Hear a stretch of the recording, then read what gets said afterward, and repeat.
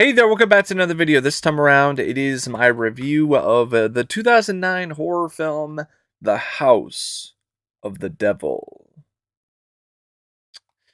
Now, before I get around to sharing more of my thoughts on this film, I want to give a special shout out once again to Brock for requesting this review. And if there's another film, TV show, or topic that you would like to see me discuss in the future, feel free to donate to my PayPal. The link will be in the video description down below. I'll try to get to it as soon as I possibly can. Now, The House of the Devil is a film that I have definitely heard of, but I didn't really get around to watching until recently. I know it got a lot of praise when it came out from a lot of different places. I mean, as you can see here, 4-star rating. USA Today said it was unbearably suspenseful. Uh, there's a review here that says a horror movie with real shivers. Um, Todd Brown from Twitch Films said it's the American indie horror film of the year. I actually looked through a list from Time Out London, and they put it on the best horror films of all time list. And I checked it out, and I thought it was just pretty meh. Like, I didn't think it was bad. I didn't think it was an awful film by any means. Like, there were things about it that I really liked, and I'm glad that I watched it at least once. But 4 stars, unbearably suspenseful, like one of the best horror films of all time. I think that's way too much praise for this film. Way too much. Now, the film is directed by Ty West, who also wrote the film. I believe this is his second film. I think his first film is called The Roost, which I did actually watch as well. And I thought for a first time director, the film was kind of there, but it wasn't what I would call a good movie. You could definitely tell that the production values limited what Ty West was able to do.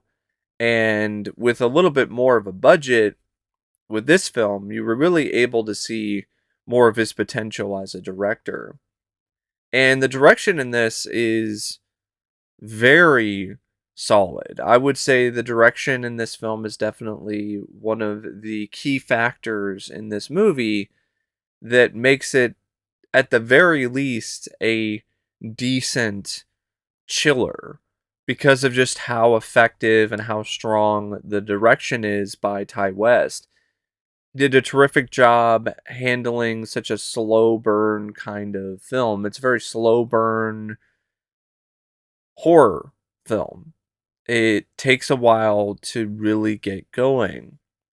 And I think to effectively provide suspense, despite not really showing a lot of things other than just providing a lot of mood and atmosphere and just showcasing the shadowy parts of a creepy house. To effectively display that, it takes a lot of genuine talent as a filmmaker, and I think it's a lot harder than people think in order to pull off, as well as Ty West does here.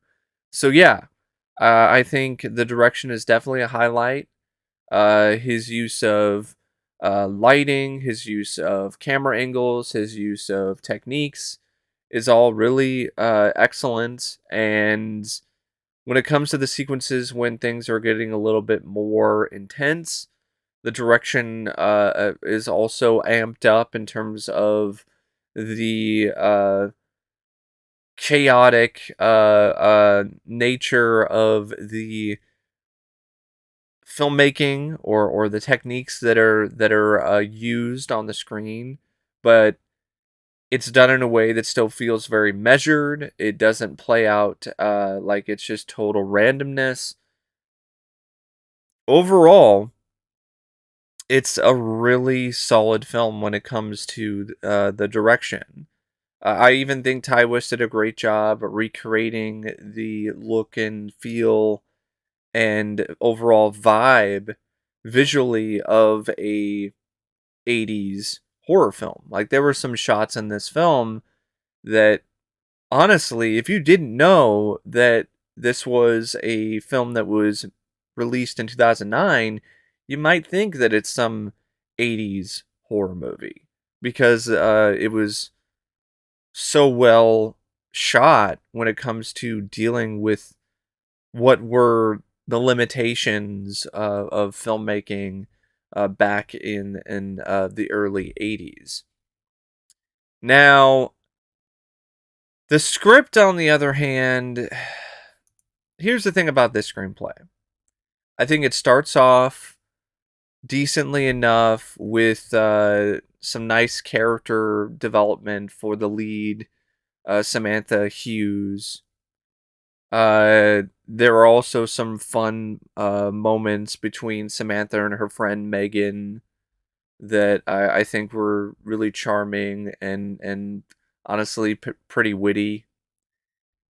It sets up the horror elements effectively enough, with Samantha being alone in this creepy house overnight for a babysitting job. But prior to that, I think it kind of dropped the ball a little bit, because it doesn't make any sense to me why Samantha, let alone anyone, would still go along with this babysitting job, because of the fact that she calls about it from a payphone, and then almost immediately the phone rings again, and it's the guy who's asking for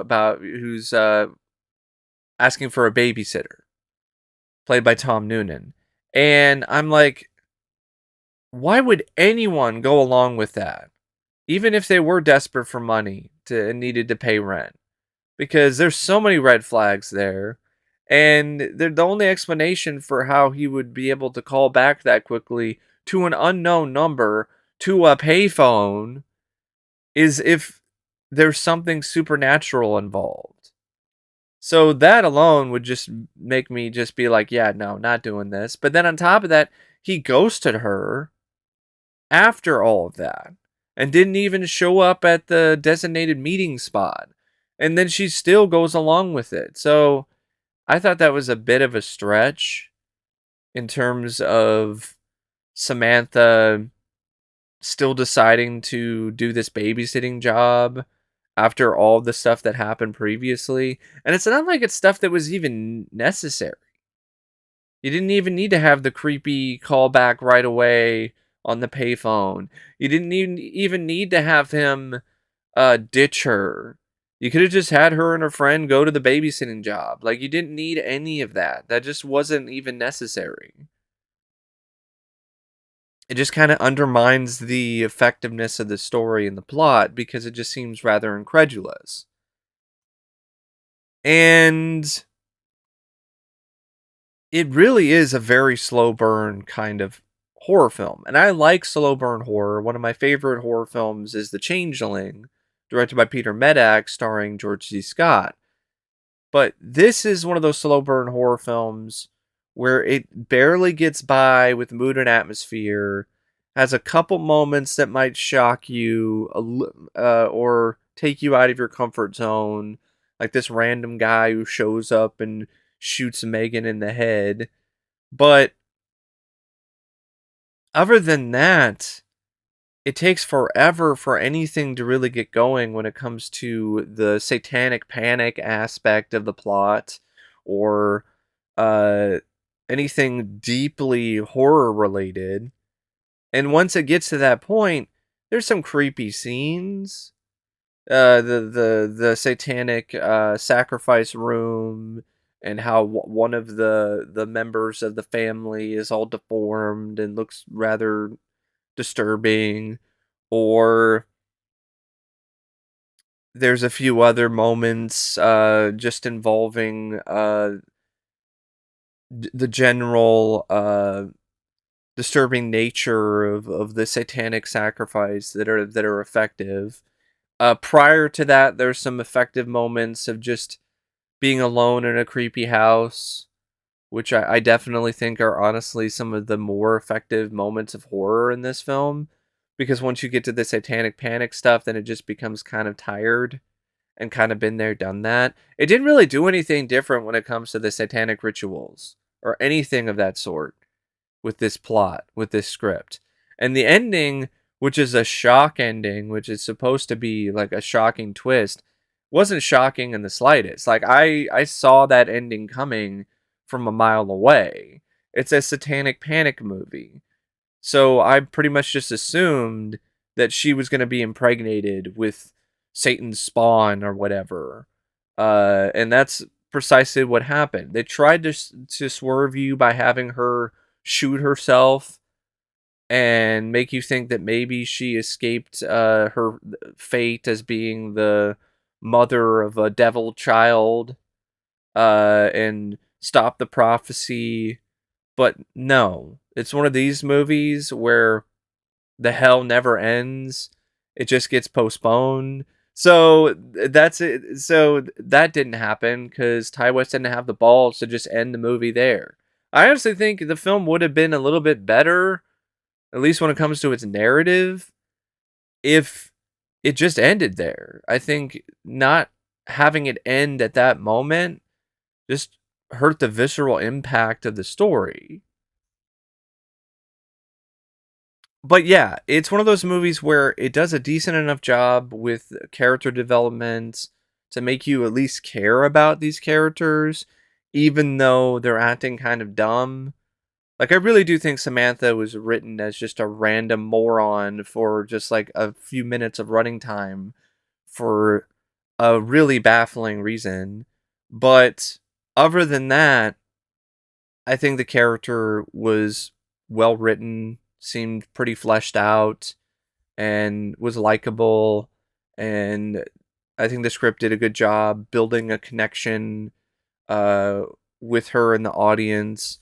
And I like to bring up Megan because I love the way that character was written.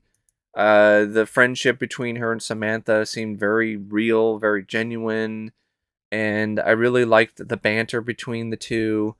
And honestly, I like that character more than Samantha because of her personality and her charisma. Samantha at times she was still likable, but she was still kind of a dull character. Megan though was full of energy and life, so when she died, that was a bummer. And honestly, the film never really recovered from the loss of the energy that that character brought to the story.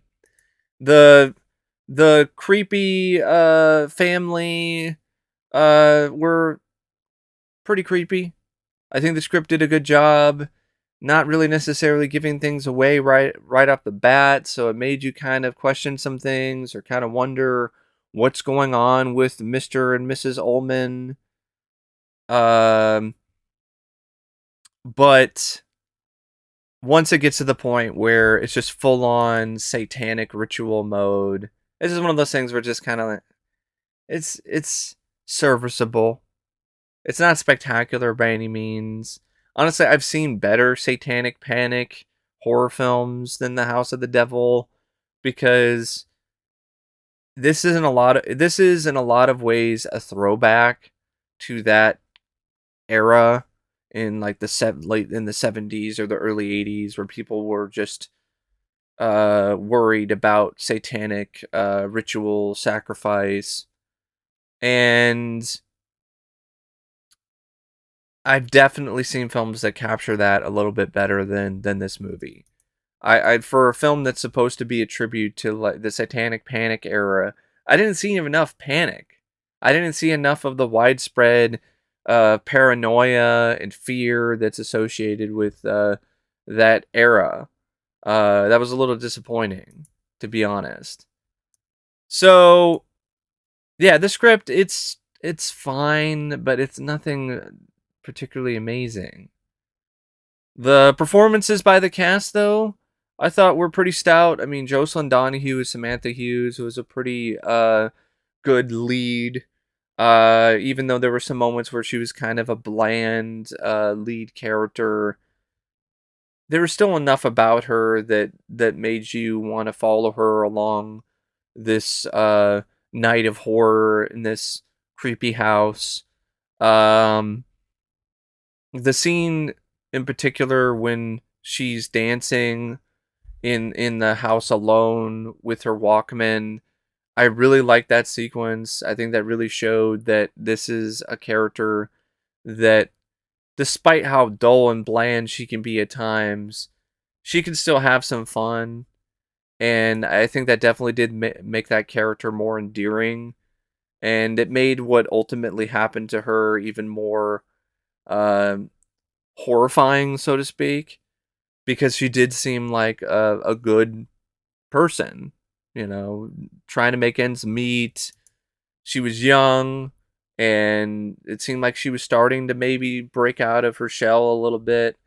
And then by that point, now she's just a mother for a devil child, and she's pretty much in a coma in a hospital by the end of the movie. So her life, as she knew it, is effectively over. Um, Tom Noonan and Mary Woronov, who are veterans of the horror genre, they had some really great creepy chemistry with one another. I know I've said that word like a million times, but that honestly is like the best word to describe this movie in a lot of different ways. And Tom Noonan, I've always liked him ever since his role as Frankenstein in the Monster Squad, and I've also liked him as Kane in RoboCop 2. He's also good in this, playing a character who you see some aspects of him that seem like he might be kind of a trustworthy individual, but then there's other things about him that are very sketchy, and so he still has this very mysterious quality to him that definitely does get under your skin.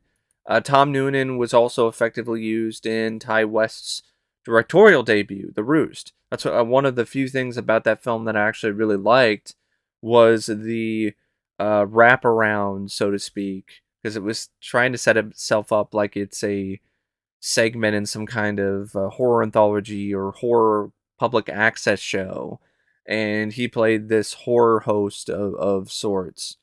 And I really like the way that those scenes were set up, and Tom Noonan was just a riot in that role, and it seemed like he kind of borrowed a little bit of what he brought to that role here as Mr. Ullman. Mary Woronov, she's been in a ton of different things. She's really well known for being in a lot of different cult films, and she always plays these bizarre, unhinged characters, and did an equally as good job here as Miss Ullman. Greta Gerwig, I thought, was a breakout star in this film as Megan.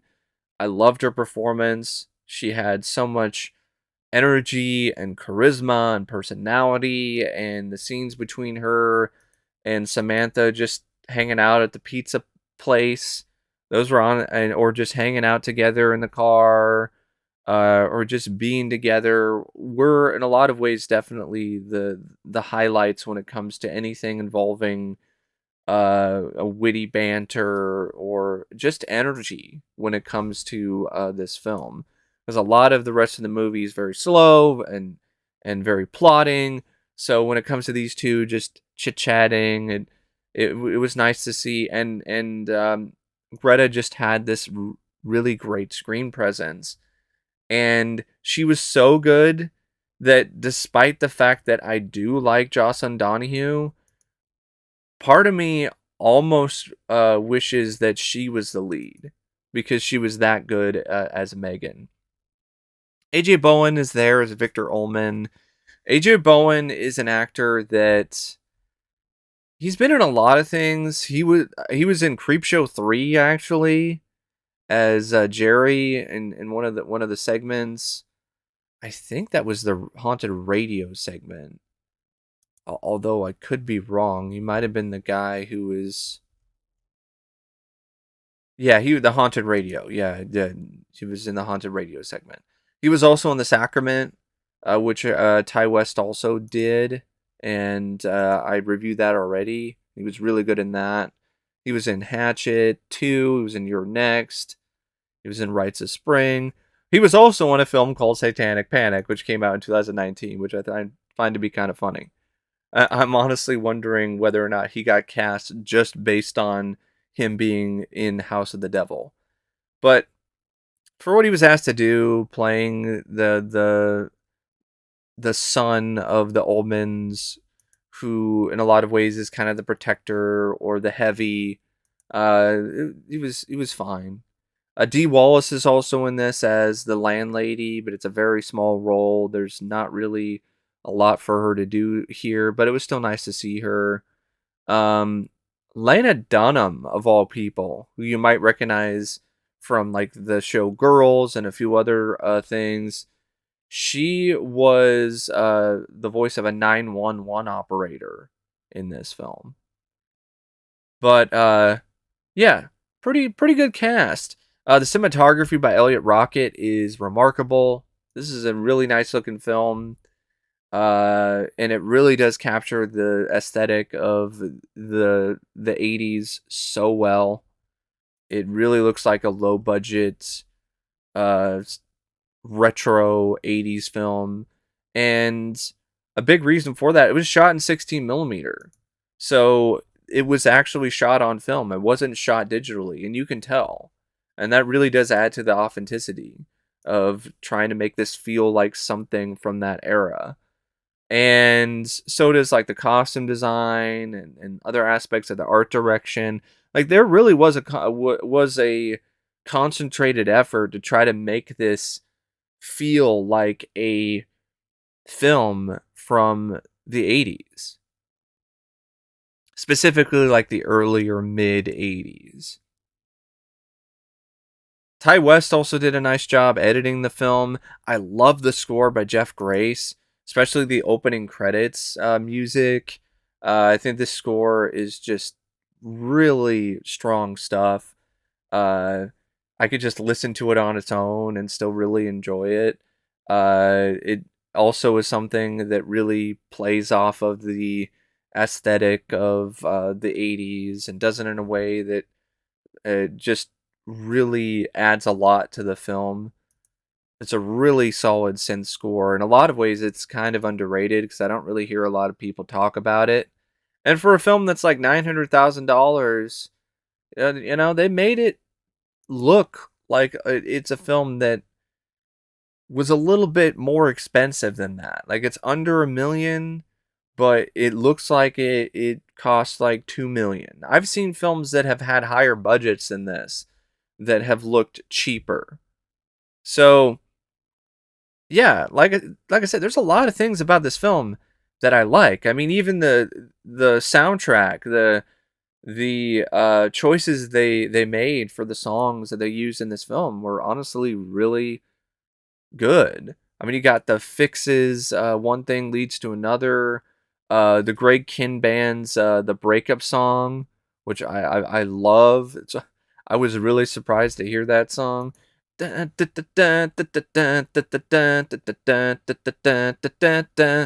Or something like that. Like I think I got the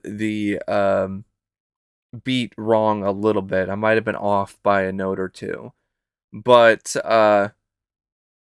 still a really nice song to put in there, and overall it's a film that I like, but I only like it okay because of the script and because it's such a slow burn that it takes forever to get going, and then once it did, it just kind of ends abruptly and doesn't really feel like it's necessarily worth the long wait. So it's a film that I definitely wouldn't consider to be one of the best horror films of all time. I think that's kind of absurd for the House of the Devil. That's praise that's so high that I really don't feel that this film lives up to that. And I think if you go into watching this movie with that in mind, you are going to be disappointed.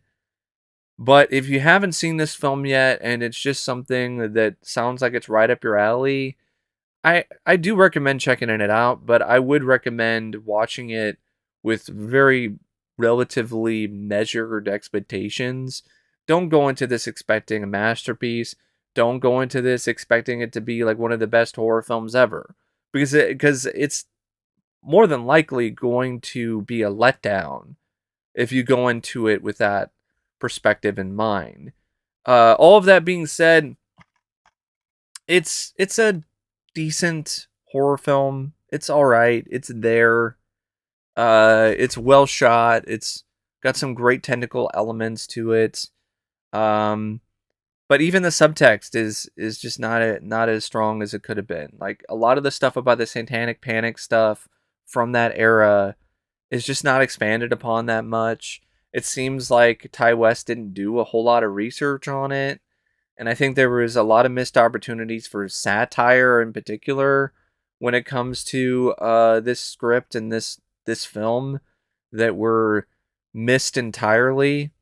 And it doesn't help either that it's a satanic ritual panic movie that ends in pretty much the same way as all of them do, with the woman being impregnated with Satan's spawn or whatever the hell. And there's some prophecy and there's a sacrifice. And this is one of those things that's like, if you were trying to do a film like this and you're trying to break new ground, then do something a little more different, a little more fresh and innovative than what this is. This is like the same kind of stuff you've seen in like TV movies from the 70s that dealt with the same subject matter. But anyway, that's my review of The House of the Devil. And until next time, as always, I'll see you later. See ya.